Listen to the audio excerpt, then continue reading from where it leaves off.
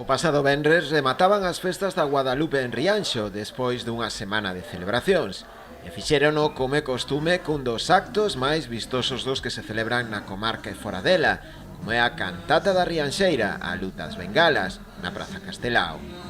Antes da hora prevista para o inicio, a praza foise ateigando de xente, gozando do bo ambiente festeiro. Ás 2 en punto da mañá as luces apagáronse, recordando a todos os presentes que se achegaban dos momentos máis agardados destas festas. Foi entón cando, pouco a pouco, comezaron a acenderse as bengalas que repartira a Comisión de Festas momentos antes. Na praza, todos a unha, as miles de persoas congregadas empezaron a cantar a Rianxeira, unha das cancións galegas máis universais, acompañando as 3 orquestras que se alternaban en cada unha das estrofas.